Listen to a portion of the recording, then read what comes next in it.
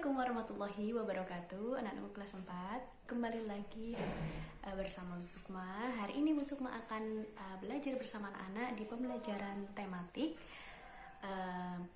pembelajaran 5 dan 6 subtema 2. Nah, pembelajaran kali ini kita akan membahas tentang lagu daerah yang mana ini menjadi pengiring dari tarian yang kemarin kita sudah pelajari, yaitu Pugong Jumpo. Nah, dan juga kita akan belajar mengenai perayaan hari besar keagamaan di Indonesia, dan juga satu lagi bagaimana contoh cara kerjasama di lingkungan rumah kita. Nah, itu saja materi kita hari ini. Untuk selanjutnya, silahkan anak-anak menonton hingga akhir video dari Bu Sukma. Terima kasih, selamat menonton. Dan sebelum kita mulai pembelajaran hari ini, marilah kita berdoa kepada Allah Subhanahu Wa Taala, Nana, biar ilmu kita manfaat dan apa yang kita pelajarin hari ini mendapatkan keberkahan dari Allah Subhanahu Wa Taala. Kita mulai dengan basmalah. Bismillahirrahmanirrahim. Nah, sebelum memasuki pembelajaran hari ini, apa sih gunanya kita belajar mengenai lagu daerah Lir Ilir? Kita mempelajari tentang hari raya perayaan hari raya besar di Indonesia. Apa sih kita gunanya untuk belajar kerjasama di lingkungan rumah? Untuk apa? Semua itu untuk mencintai keberagaman kita, saling menghormati sesama kita, tidak membeda-bedakan yang satu dengan lainnya. Itulah bentuk persatuan di Indonesia. Nah, untuk yang pertama, kita akan belajar mengenai lagu Lir Ilir, tandure wis sumilir, ta ijo royo tak sango kemanten anyar. Pernah dengar lagu itu anak-anak? Nah, agar anak-anak lebih paham lagi apa sih artinya dari Lir Ilir, silahkan anak-anak melihat video yang akan Bu Sukma berikan setelah ini ya. Selamat menonton.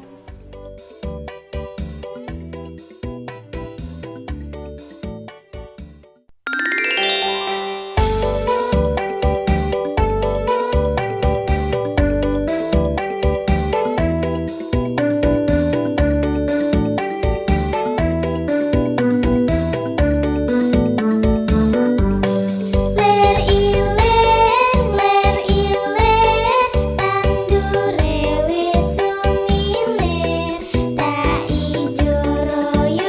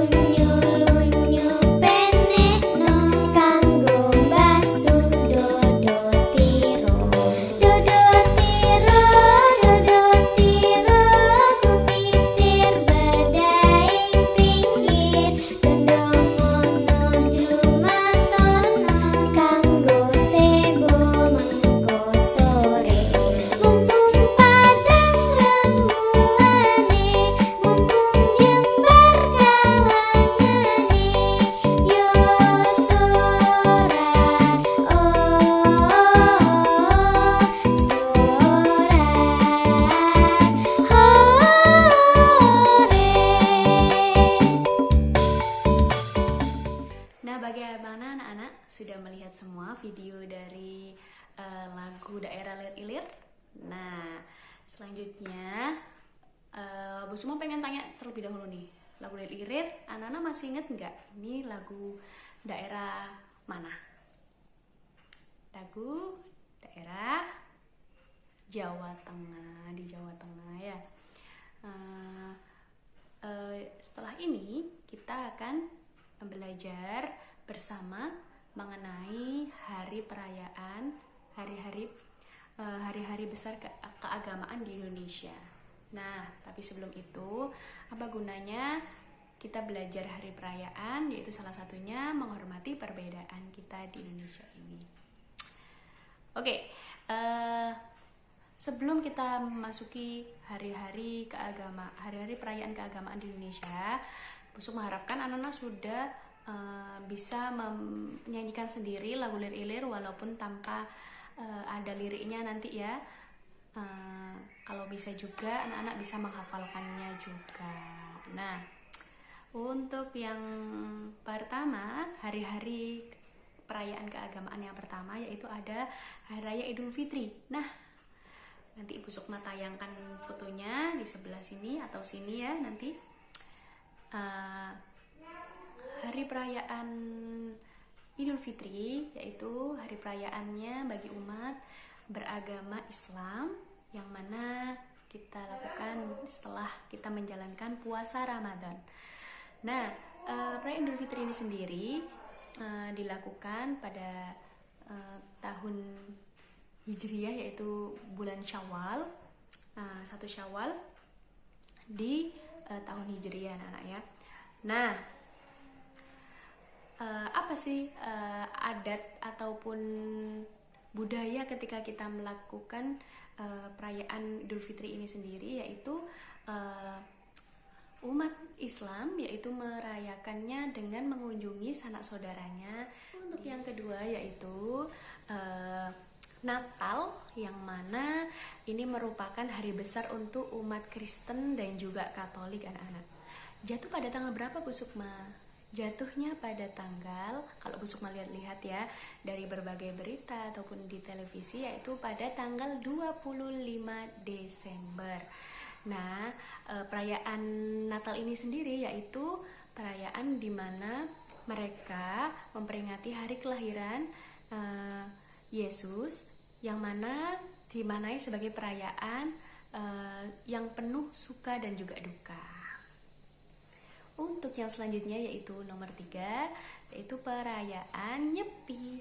Nyepi ini sendiri yaitu perayaan bagi umat Hindu di Indonesia. Nah, umat Hindu sendiri dirayakan setiap tahun baru Saka. Nah, ini tahun barunya mereka ya anak-anak ya. Ada namanya tahun baru Saka. Nah,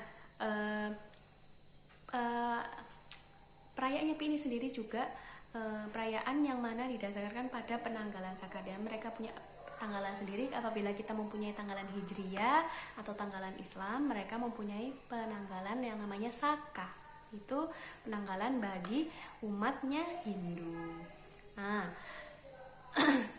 bagaimana cara merayakannya? Umat Hindu merayakannya untuk berdiam diri di rumah saja, tanpa melakukan aktivitas apapun selain berdoa dan introspeksi diri. Jadi di rumah hanya berdiam diri dan introspeksi diri saja, anak-anak. Tidak melakukan hal apapun atau aktivitas apapun. Nah, itu dia untuk Nyepi. Dan selanjutnya yaitu Waisak. Nah, Waisak ini merupakan hari besar agama Buddha. Nah, yang tadi Hindu, sekarang agama Buddha. Jadi perayaan Waisak di Indonesia biasanya dipusatkan di kompleks Candi Borobudur. Nah, rata-rata perayaan hari besar agama Buddha ini disatukan di satu tempat, yaitu di Candi Borobudur. Nah, dan anak jadi bertempat di Jawa Tengah atau di Candi Borobudur. Kalau anak-anak pernah mengunjungi, di sana ada perayaannya Waisak. Selanjutnya yaitu Tahun Baru Imlek. Tahun Baru Imlek ini sendiri merupakan tahun baru atau hari besarnya bagi umat Konghucu. Nah, Perayaan Tahun Baru Imlek ini dimulai hari pertama pada bulan pertama penanggalan Tionghoa. Jadi penanggalan apabila di umat Konghucu yaitu namanya penanggalan Tionghoa. Ya, tanggalan mereka yaitu bernama Tionghoa. Pada perayaan tersebut tradisinya apa sih atau budayanya apa sih? Mereka mempunyai tradisi pembagian angpau setelah sembahyang di kelenteng. Jadi mereka sembahyangnya, nama tempat sembahyangnya yaitu kelenteng. Itu tadi anak-anak berbagai keragaman hari-hari keagamaan di Indonesia. Setelah kita memahaminya, nanti silahkan kita membaca kembali seperti yang ada di buku Bu Pena halaman 44. Silahkan anak-anak membaca lagi bagaimana sih hari-hari besar keagamaan di Indonesia. Untuk selanjutnya kita akan belajar mengenai apa saja contoh dari kerjasama di rumah atau di lingkungan rumah. Untuk selanjutnya Bu Soma akan menjelaskan mengenai cara kerjasama di lingkungan rumah. Apa saja sih contohnya dari kerjasama yang bisa kita lakukan di lingkungan rumah? Untuk yang pertama yaitu ada yang namanya anak-anak ronda. Ronda malam ini biasanya dilakukan oleh kaum laki-laki ya anak-anak ya. Jadi nanti ada, kalau anak-anak pernah melihat ada bapak-bapak berkeliling di sekitar kompleks rumah ataupun di sekitar RT-RT yang ada di desa-desanya anak-anak. Nah itu gunanya untuk apa? Untuk menjaga keamanan dan juga kenyamanan dari warga desa tersebut. Nah, biasanya mereka membentuk piket malam gitu anak-anak, sistemnya biasanya itu di beberapa daerah. Itu contoh dari ronda malam. Untuk yang kedua yaitu kerja bakti. Nah biasanya kerja bakti ini kegiatan yang mencakup semua warga dari satu desa itu sendiri. Nah kegiatannya biasanya membersihkan selokan ataupun membuat taman-taman di sekitar desa atau di depan rumah-rumah masing-masing, lalu atau membersihkan selokan ataupun juga memperbaiki jalan. Itu contoh-contoh dari kerja bakti di sekitar lingkungan rumah. Nah, untuk apa sih Bu Sukma membersihkan selokan, memperindah taman? Untuk apa sih? Salah satunya yaitu bisa terbebas dari penyakit anak-anak. Jadi kalau kita membersihkan selokan, kita membuat taman-taman, itu salah satu cara bagaimana agar lingkungan kita menjadi enak, nyaman, dan juga bisa membuat sehat para warganya. Untuk yang ketiga yaitu ada namanya gotong royong. Gotong royong untuk membantu warga yang terkena musibah. Nah, apabila ada warga atau tetangga kita yang terkena musibah, kita harus menolongnya anak-anak. Jadi jangan hanya cuek saja. Jadi kita bisa namanya bergotong royong, saling membantu agar kalau kita juga terkena musibah, kita ada yang menolongnya lagi. Jadi seperti itu. Nah, contohnya apa? Seumpama kena musibah, ada sanak saudaranya yang meninggal. Jadi kita wajib tolong menolong, kita berziarah ke rumahnya, kita memberikan